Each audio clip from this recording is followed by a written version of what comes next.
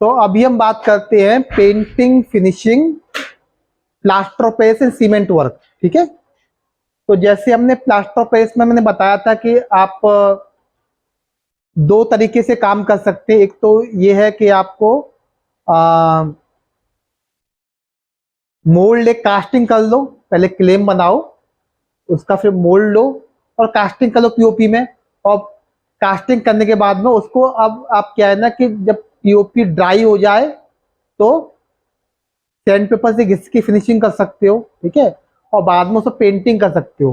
Paint कर POP पर अगर आपको पेंट करना है तो कौन सा पेंट यूज करना है आपको, जो डिस्टेम्पर होता है या फिर प्लास्टिक इमल्सन जो यूज होता है दीवारों पर। ठीक है, तो वो पेंट आपको यूज करना है। और सीमेंट पर भी वही पेंट अच्छा रहता है। उसके अलावा आप इनेबल भी यूज कर सकते हो, लेकिन इनेबल वो ऑयल बेस्ड होता है, तो प्लास्टर या सीमेंट को भीगने से इनेमल कभी कभी छूट जाता है, तो एक दिक्कत रहती है। ठीक है, हाँ, इसलिए जो आपका जो प्लास्टिक इमल्सन पेंट होता है जो घरों पर होता है ना, पहले पहले वो ट्रैक्टर आता था, ट्रैक्टर प्लास्टिक इमल्सन आता था। अभी एक्रिलिक इमल्सन पेंट जो आता है ना अच्छी क्वालिटी का, बर्जर का आता है, और एशियन पेंट्स का आता है। ठीक है, उसको आप पीओपी और सीमेंट पे अच्छे से यूज कर सकते हो। और उसका फायदा ये है कि सरफेस मैट रहती है। हाँ, सरफेस क्या है ना, मैट, इस दीवार की सरफेस मैट रहता है और फिनिशिंग बहुत अच्छी आती है। तो ये आपका painting, plaster of Paris and cement. Finishing के लिए हम बेसिकली हम क्या है ना कि टूल्स की मदद से उसे फिनिश करते हैं, या फिर लास्ट में सेम पेपर यूज करते हैं अलग अलग क्वालिटी के। ठीक है, 60 नंबर आता है, 80 नंबर आता है, 120 नंबर आता है सेंटर पेपर से।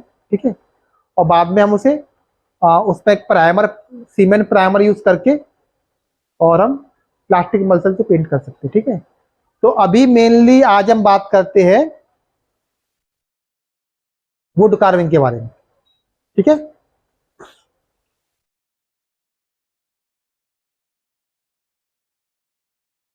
वुड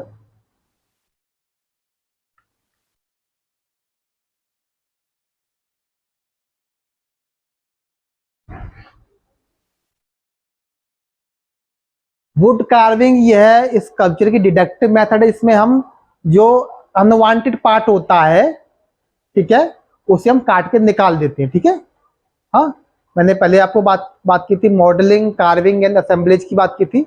मॉडलिंग में हम क्या है ऐड कर सकते हैं, हम सब्सट्रैक्ट कर सकते हैं, हम क्या है पिंच कर सकते हैं, इजिएस्ट वे है। Carving is a subtractive process. ठीक है, जिसमें हम जो स्कल्पचर का अनवांटेड पार्ट है उसको हम काट के निकाल लेते हैं।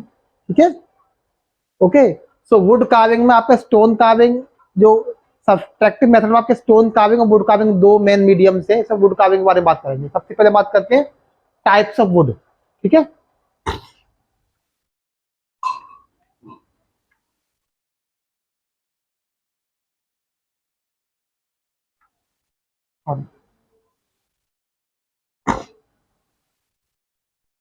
Types of wood for carving. ठीक है, देखो वुड, वुड एक ऐसा माध्यम है जिसको बहुत ही प्राचीन समय से मूर्त कला में, जिसका मूर्त कला के लिए इसका उपयोग किया जा रहा है। ठीक है, और इजीली अवेलेबल है। पेड़ का जो तना है उसको काट काट कर उसका जो अनवांटेड पार्ट है उसे काट के निकाल देते हैं। और बहुत सारे क्राफ्ट ट्रेडिशंस हैं, ठीक है, जहाँ पर वुड कार्विंग का यूज होता है। फर्नीचर बनाने में वुड कार्विंग का यूज होता है, तो क्राफ्ट्समैन भी बड़ी संख्या में वुड कार्विंग के हमें मिल जाएंगे। ठीक है, ओके। तो सबसे पहले कि कौन कौन सी प्रकार की जो वुड्स होती है जो कार्विंग की सूट होती है, सबसे पहले आपका आता है मैंगो।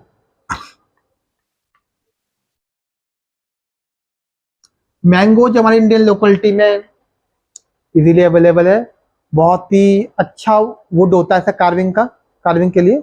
और मैंगो का लकड़ी बहुत फेमस भी है। ठीक है, बहुत स्मूथ कार्विंग होता है। हाँ, ठीक है, मैंगो को बहुत सुटेबल है। दूसरा आपका आता है शीशम।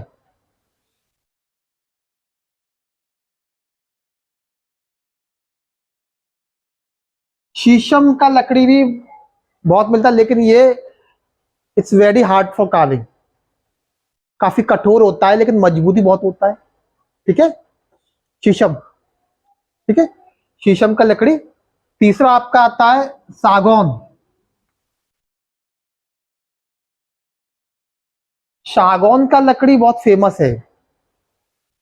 लकड़ी का कोई भी सामान आप लेने जाओगे मार्केट में, तो जो दलील जो होगी उस दुकानदार की होगी, ये सागौन की लकड़ी का बना हुआ है, सागौन की लकड़ी। ठीक है, फर्नीचर लेने जाओगे तो सागौन वो नहीं होगा सागौन का वैसे भी, लेकिन दलील यही देगा अच्छा सागौन की लकड़ी का बना हुआ है।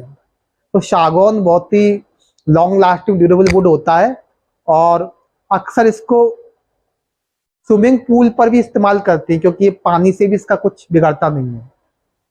हाँ, कहा जाता है कि जो ताजमहल के बेसमेंट में भी, जहां पर जो कितने कुएं बने हुए जिस पर ताजमहल का पेडिस्टल, वो भी सागौन की लकड़ी पर कुछ बेस्ड ऐसे कुछ करके है। पहले कुओं में भी शीशम का बेस यूज किया जाता था, कुओं की तलहटी में भी ना। तो ये लकड़ी ऐसा है कि जितना पानी से भीगता उतना ही मजबूत होता है। ठीक है, तो सागौन is one of ideal wood. बबूल भी एक अच्छा वुड माना जाता है, बबूल।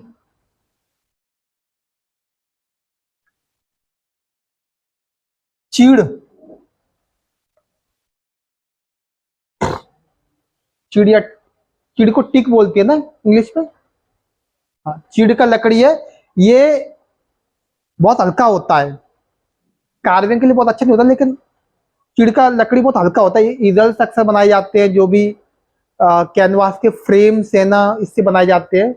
हल्का होता है बहुत ही, ये ज्वलनशील भी होता है, तो बहुत ज्यादा कार्विंग में यूज नहीं करते, बट फिर भी कार्विंग में यूज हो जाता है इसका, चीड़ की लकड़ी का। ठीक है, और नीम, अपना इंडियन ब्रांड। नीम की लकड़ी भी मजबूत होती है, लेकिन नीम की लकड़ी में एक फॉल्ट होता है कि नीम की लकड़ी में अक्सर गांठें पाई जाती हैं, तो इसलिए बहुत ही रियलिस्टिक काम करने के लिए नीम की लकड़ी में थोड़ा डिफिकल्ट होता है अगर गांठें आ गई तो। ठीक है, और आपको एब्स्ट्रैक्ट क्रिएटिव कंपोजिशन करना है तो नीम की लकड़ी वहां तो आप गांठों के साथ प्ले कर सकते हो। तो नीम की लकड़ी भी, गांठों की भी थोड़ा सा दिक्कत होती है रियलिस्टिक काम में, बट अच्छा यूज में आती है। और लकड़ियों के नाम और बहुत सारी वैरायटी अलग अलग जियोग्राफी के हिसाब से पाई जाती है। हाँ, अमेरिका, आपका अफ्रीका रहा, तो अलग अलग जियोग्राफी के हिसाब से अलग अलग लकड़ी पाई जाती है। लेकिन हमारे यहाँ पे ये लकड़ियाँ, इसमें आपका मैंगो, सागौन, शीशम, बबूल अच्छी लकड़ी मानी जाती है। ठीक है, मैंगो बेस्ट, सागौन, मैंगो सागौन। ठीक है, शीशम और बबूल का भी यूज कर लेते हैं। ठीक है, फाइन। अब हम बात करते हैं कि लकड़ी को कैसे तैयार करते हैं, प्रिपरेशन ऑफ वुड। ठीक है, यहां तक क्लियर है?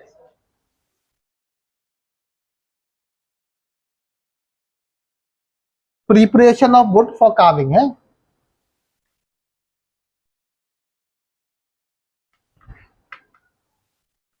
Of wood for carving. तो कार्विंग की लकड़ी तैयार कैसे करते हैं? तो जो लकड़ी हमें, जैसे या तो कोई सूखा पेड़ है उससे मिल जाए, या फिर लकड़ी जो जैसे कटने के बाद हरी लकड़ी को क्या है ना, हम धूप में नहीं सुखाते हैं, उसको छाया में सुखाते हैं। ठीक है, छाया में सुखाने का मतलब है कि धीमे धीमे जब वो सूखती है तो उसमें क्रैक्स नहीं आते हैं। ठीक है, अगर लकड़ी को हमने काटा और धूप में डाल दिया तो क्या होगा, जल्दी जल्दी सूखेगी, और बाहर की सरफेस जल्दी सूखेगी, अंदर सरफेस कम सूखेगी, तो उसमें क्रैक्स आ जाएंगे, और जैसी लकड़ी में क्रैक्स आए तो कार्विंग के लिए बेकार हो जाती है। तो पहली जो प्रायोरिटी है कि वो लकड़ी को छाया में सुखाया जाता है। ठीक है, और छाया में, और सूखी लकड़ी पर ही कार्विंग की, गीली लकड़ी पर कार्विंग करेंगे तो वो सूखने के बाद डिस्टर्ब, क्रैक आने डिस्टर्ब हो सकती है। तो पहली बात तो सूखी लकड़ी पर ही कार्विंग की जाती है। हाँ, दूसरी बात है कि लकड़ी को हमने छाया में सुखाना है। तीसरी एक और प्रक्रिया है कि लकड़ी को हम, कई लोग क्या है ना कि जमीन में भी गाड़ देते हैं, उससे लकड़ी में कुछ, लकड़ी और मजबूत हो जाती है। ठीक है, ओके। तो शेड में सुखाना, ये इंपॉर्टेंट बात है। ओके, और कार्विंग से पहले उसकी छाल को निकाल दिया जाता है, छाल होती है, ठीक है, फाइन। और जमीन में भी गाड़ के भी लकड़ी को सीजनिंग की जाती है, बेसिकली इसको कहते हैं सीजनिंग। हाँ,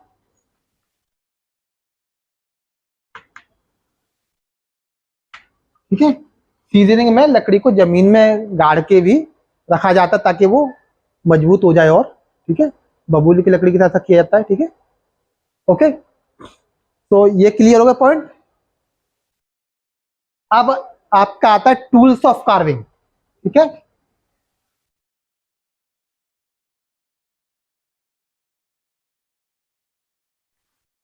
tools of wood carving, fine.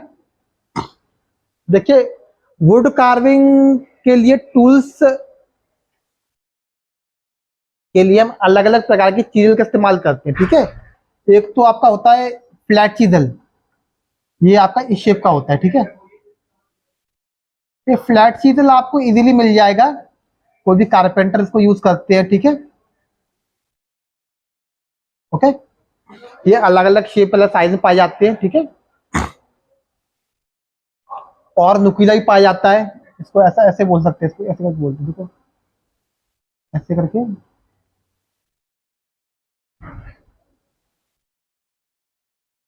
ये भी होता है। ये लकड़ी की बैटरी होती है, पीछे रिंग लगी होती है इसमें ना, ठीक है। आजकल प्लास्टिक की बैटरी भी आ रही है, ठीक है। तो फ्लैट चीजों वाला टाइप पाए जाते हैं। फ्लैट चीजर बेसिकली लकड़ी को काटने काम आता है, ठीक है, ओके। दूसरा चीजल होता है आपका U shape chisel, U shape का, ठीक है, यू शेप, ओके।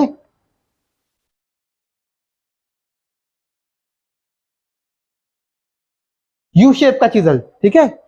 तो ये चीजल नॉर्मली अच्छे का वुड, जैसे नॉर्मली वुड कार्विंग, जैसे आप वुड कट में यूज करते हो ना, कुछ टाइप के ही होते हैं। तो वुड कट में टूल्स बहुत छोटे होते हैं, वुड कट जो लिनो कट आप यूज करते हो ना, इसमें जो टूल की जो लंबाई लगभग क्या है ना कि आपका 8-10 इंच होती है, 8 इंच 10 इंच होती है, ठीक है। ये है U shape flat, this is called flat chisel, ठीक है, फ्लैट। ये U shape,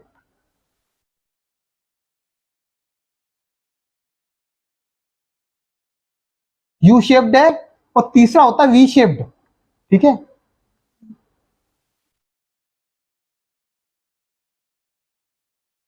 okay. V shape चीज होता है, ये पतली लकीर खींचने काम आता है, हाँ, एक लकीर काटने का आता है। तो और चौथा आपका होता है इंपॉर्टेंट चीज होता है आपका आ, ये दांते वाला, ठीक है,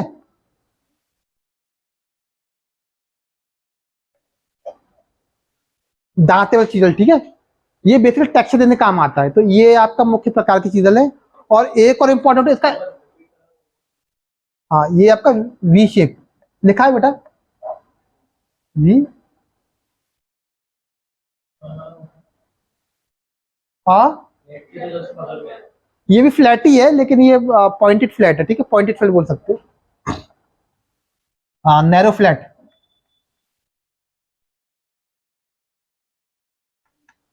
फ्लैट, हाँ, फ्लैट के टाइप है। ऐसे यू शेप में भी अलग साइज होते हैं, छोटे बड़े साइज होते हैं, अलग साइज, इसमें भी अलग साइज होते हैं, वी इसमें भी अलग साइज होती है, ठीक है। साइज वेरी सब में आपको मिल जाएंगे। और और सबसे इंपॉर्टेंट होता है वुड कार्विंग टूल में आपका होता है आपका एक मैलेट, ये लकड़ी का बना, ठीक है,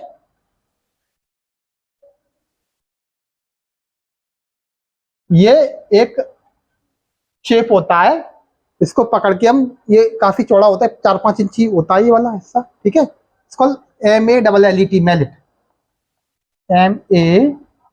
MALLET। आप लोग नोट नोट कर लो, क्योंकि इस विषय पे बुक्स कम है बेटा, ठीक है।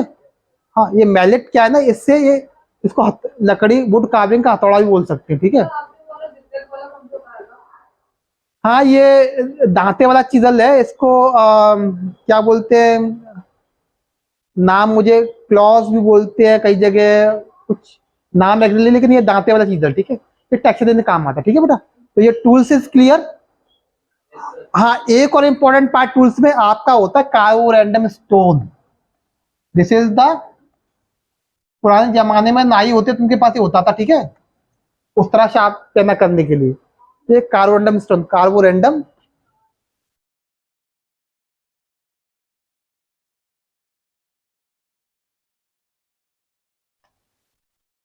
ठीक है, कार्बोरेंडम स्टोन है ये, टूल्स को पैना करने का काम आता है। और टूल अब जो इतना पैना हो जाए कि आप अपने स्किन के हेयर सेविंग कर सकते, समझो कि वो परफेक्ट है कार्विंग के लिए, ठीक है। कई लोग ये करते हैं कि टूल शार्प नहीं है और कार्विंग लगे हुए हैं, पतीले छूट रहे हैं, ठीक है, वो गलत है। पहले पहले टूल्स को अच्छे शार्प करो, ठीक है। तो दिस इज कार्बोरेंडम स्टोन, ये क्या है ना, और टूल को शार्प करने का तरीका होता है, कई टूल को ऐसे आगे पीछे शार्प नहीं कहते, ऐसे ऐसे शार्प किया जाता है इनको, ठीक है। जैसे पत्थर आपका ये है, सपोज आपका पत्थर आपका ये है, अरे मैं, ये स्टोन है आपका, तो टूल को आपको ऐसे शार्प करना भाई, यूं करेंगे, यूं आगे पीछे नहीं करना, एक सेकंड, ताकि उसकी धार मजबूत बने, ठीक है ना, ओके। स्विंग करते हैं ये यू टूल को, क्योंकि वो कर्व होता है ना, स्विंग करते हैं, ठीक है इसको। लेकिन जो फ्लैट है उसको तो आप ऐसे से घिसोगे ना, क्लियर, दोनों साइड से घिस सकते हो, ठीक है, फाइन। वो जब आप वुड कार्विंग करोगे तब तो आपको ये बताया जाएगा, फिलहाल ये थ्योरेटिकल आपको आउटलाइन बताई जा रही है। और ये आपको, दिस इज मेथड मटेरियल में हम जो भी आपको सिखा रहे हैं वो चीजें जो हम प्रैक्टिकल आपको सिखाएंगे, ठीक है। तो वाइस वर्सा है ये, अगर आप ये समझ लोगे तो आपको प्रैक्टिकली काम करने में आसानी हो जाएगी, ठीक है। प्रैक्टिकली काम करोगे तो ये समझने में आसानी होगी, तो ध्यान रखिए, ठीक है, फाइन। तो अभी wood carving tools is clear, done. अब हम आते carving process.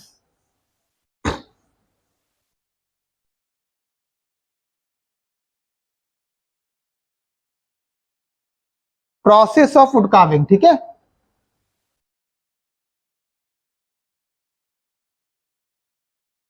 Process of wood carving, ठीक है। So process of wood carving में क्या करते हैं, सबसे पहले आपका स्टेप है मैकेट, MAQUET,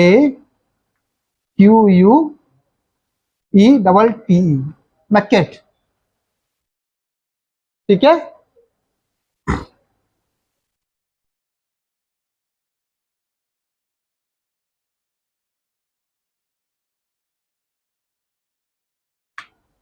ऑफ वुड, पहले मैकेट्स बनाते हैं, उसके साथ बेस्ट मैकेट, उसके बेस पे हम लकड़ी का चयन करते हैं। देन वक्त मॉडिफिकेशंस,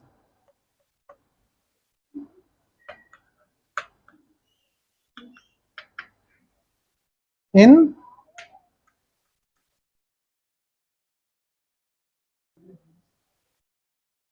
ठीक है, मैकेट में क्या करते हैं, हम मॉडिफिकेशन करते हैं। थर्ड आपका आता है,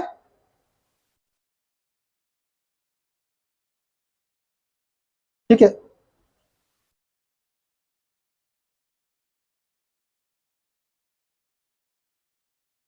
रॉ कार्विंग है या क्रूड कटिंग बोलते हैं, ठीक है।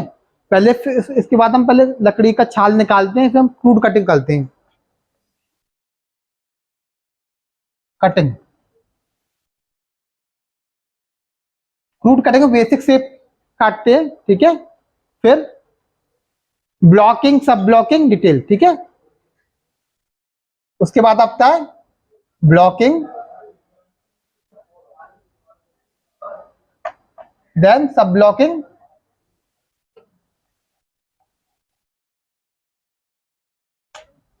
देन डिटेल, ठीक है।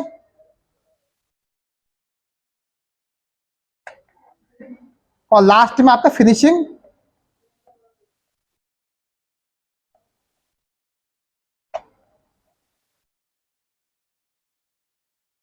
Okay, fine. अब मकेट आपका क्या होता है, मकेट्स हम क्या करते हैं, छोटे छोटे हम अपने आइडियाज जिस डेवलप करते हैं, हमको कोई थीम मिला, थीम के बेस पे छोटे छोटे आइडिया डेवलप करते हैं, ठीक है, मिट्टी में, हाँ। और उसका पर्पज होता है वुड कार्विंग, ठीक है, वुड में बनाए छोटे छोटे आइडियाज बनाते हैं। इसलिए मैं आपको कह रहा हूँ कि मैकेट्स बनाइए, बनाते जाइए, तो वही आपके आइडियाज कंपोजिशन में, टेराकोटा में, वुड में, वही सब यूज हो जाएंगे, मॉडिफाई हो जाएंगे, ठीक है।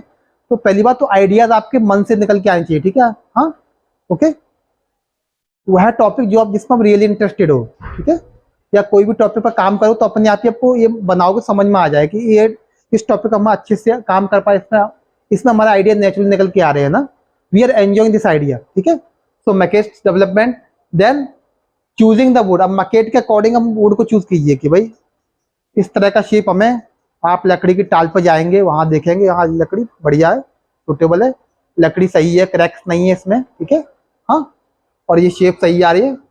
फिर मॉडिफिकेशन मकेट्स, फिर मकेट में थोड़े बहुत मॉडिफिकेशन करो कि वो आपके फिट बैठ जाए, कम से कम कार्विंग करनी पड़े, ठीक है, कम से कम कार्विंग करनी पड़े, ठीक है, ओके। ऐसा ना हो कि इतना बड़ा वुड है उसके बाद पूरा काट के इतना सा आपने स्कल्पचर बनाया, तो ओके। तो कम से कम कार्विंग करनी, स्मार्ट वर्क आपका हो, ठीक है। तीसरा आता है क्रूड कटिंग, सबसे पहले बेसिक शेप कटिंग होता है, ब्लॉकिंग, सब ब्लॉकिंग, डिटेल, ये तो मैंने आपको ड्राइंग प्रोसेस वही है, ठीक है। ब्लॉकिंग करोगे, उसको बेसिक डिवीजन करोगे, सब ब्लॉकिंग, एक एक ब्लॉक में डिटेलिंग, और फिर डिटेल में जाओगे, फिनिशिंग, ठीक है। तो अभी मैं फिनिशिंग में आपका जब डिटेलिंग हुई उसके बाद में रेगमाल से जहाँ तक स्मूथ कर सकते हो, टेक्सचर दे सकते हो, उसके बाद में उसको बर्न कर सकते हो, उस पर हम टचवुड यूज करते हैं, नेचुरल उसके जो ग्रेन्स है उसको एक्सपोज करने के लिए, आप हम पेंट भी कर सकते हैं, ठीक है, फाइन। तो आपका ये प्रोसेस हो गया। थोड़ा सा मैं इसको एक पिक्चर के रूप में विजुअलाइज करता हूँ।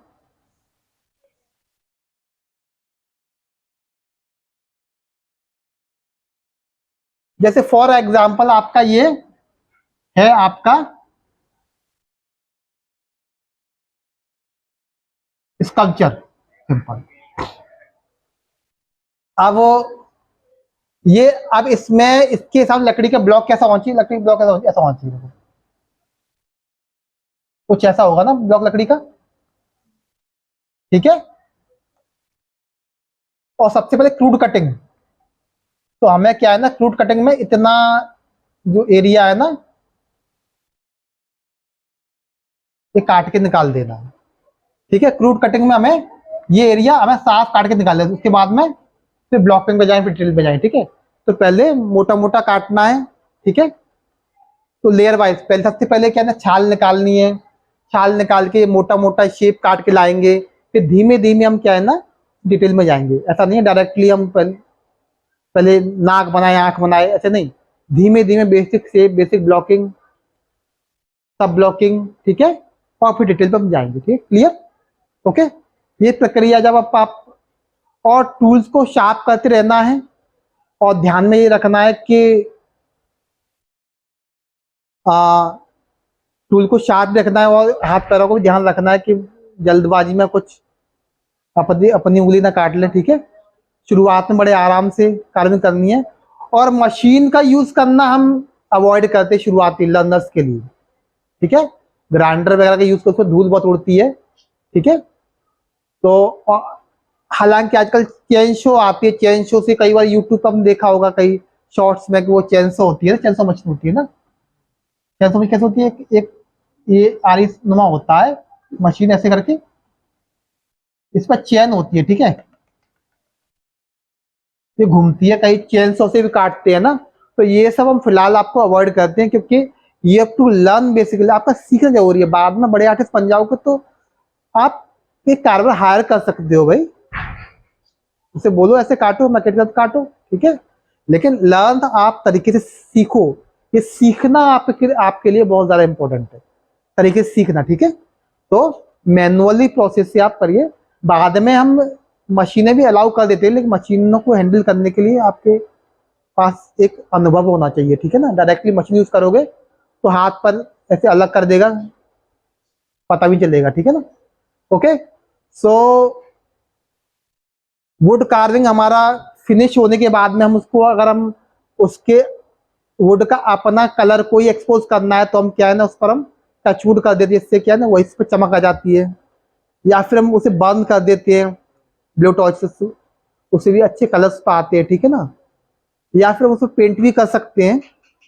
तो मैं पर्सनली प्रेफर करता हूँ कि वुड का अपना कलर है उसको ही इंटरटेन किया जाए, उस पर अलग से कलर थोपो।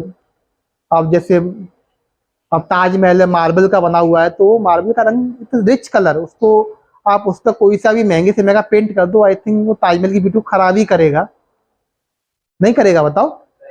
सो मटेरियल की अपना colour is very much important, ठीक है। तो एक स्कल्पटर में ये भी एक सेंस डेवलप होता है कि वो मटेरियल के अपने अपने ग्रेन्स, अपने कलर को यूज करना जानता है, इसलिए स्कल्पटर कई मायनों में ज्यादा सेंसिटिव होता है मटेरियल के लिए ना। और इसलिए एक स्कल्पटर कभी आर्किटेक्ट बनता है या डिजाइनर बनता है या फिर किसी और फील्ड में जाता है, डिजाइन फील्ड में जाता है, तो वो बहुत सेंसिटिव होता है, बहुत ही उसका जो सेंस बहुत ही स्ट्रांग होते हैं, ठीक है ना। तो इस तरह से आपका ये वुड कार्विंग का एक चैप्टर खत्म होता है।